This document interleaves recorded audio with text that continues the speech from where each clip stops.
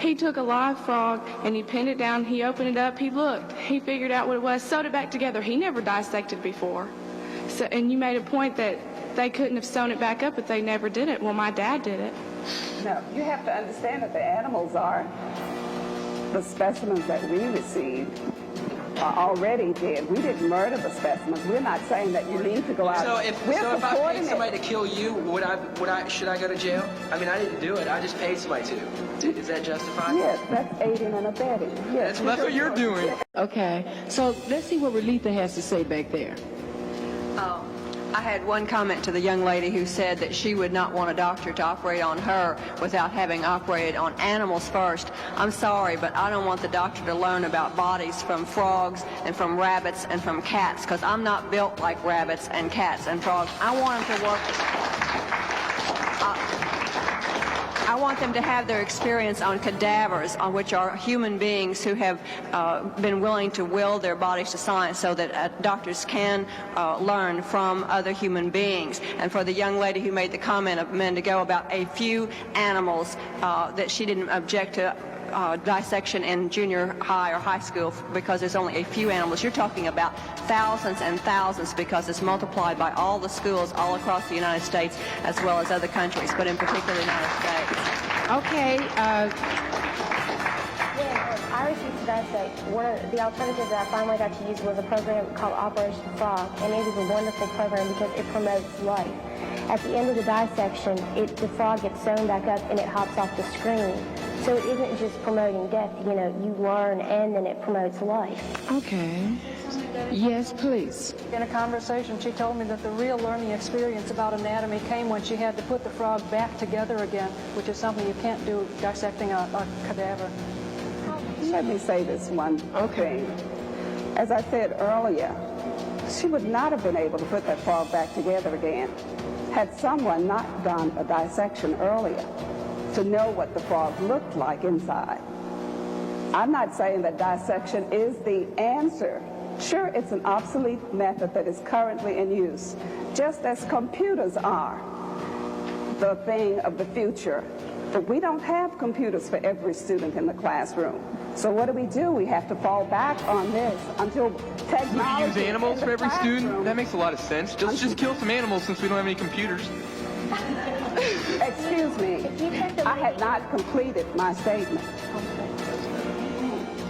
My statement is such that once you were able to get all the data into your computer, now the thing is, now that we know that this is outmoded, the thing now is how can you get it into the classroom so it can be used by all of the students, not just the ones at the private schools or who have use of computers, but into the public schools where they can have this choice. We don't have that choice because of expenses. Well, I'd like to make a point to you. My father, when he was in high school, he rejected dissection.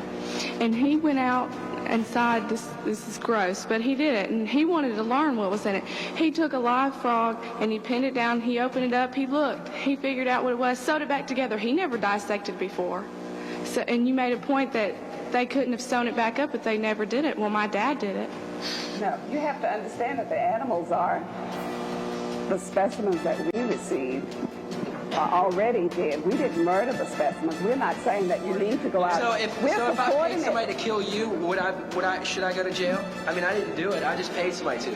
Is that justified? Yes, that's aiding and abetting. Yes, that's what you're doing. That's exactly what you're doing. I think it's funny that your only argument with me is trying to find inconsistencies with my lifestyle. Say, well, you know, you eat meat. Well, what's your argument? Lifestyles did not come into play. I think you misunderstand the whole point. What is the point? The point is that dissection is important, and it has played an important role in biology up to this point. Well, if they didn't have computers back then. I'm sorry. Now that we have computers, all right, maybe dissection has helped, but that was then. We have alternative methods now. It is so obsolete now, it's ridiculous. Get them into the classrooms, that's all I'm saying. If you take the money and invest that you use on all the animals that you buy, you can put it toward computers. I got a liberal arts degree in graduated from college, and part of the curriculum was to take a freshman level zoology course and lab. And I found that on that level that everything I learned in that course, I could have learned from charts and diagrams. There was no need to destroy all those animals. I mean, it was rather redundant. I mean, they could have used just one and used it in front of the class to show everybody. I mean, it's such a disrespect for life. As a teacher, let me tell you, to leave the teaching technique of biology, of dissecting, is very difficult because to ship the animals in, to place them on a pan, and to put the students in a lab and with a lab sheet, that's easy teaching. The teacher has to just stand by and watch. But to go out and provide students with experiences that are going to lead to greater concern and greater curiosity in the world of animals and even plants, one has to work very hard to bring the outside world into the classroom or put the students in the outside world. There are miles and miles and miles of film footage that students can experience.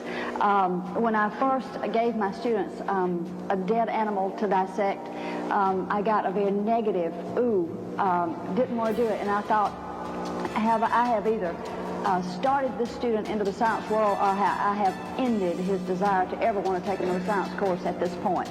My desire right now is to continue the desire to pursue the science field, and I hope that being exposed to the living biology end of it will do it. All right, that's a problem, because when I first introduced this, I had some parents that were very concerned that their child might not get the experience that they needed. So at open house, we discussed that.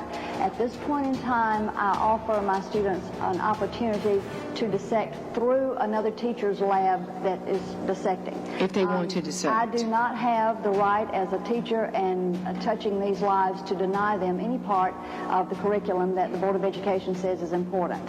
Okay. So I try to provide for them a choice, and I still have 2 or 3 students a year that pursue that level of experience.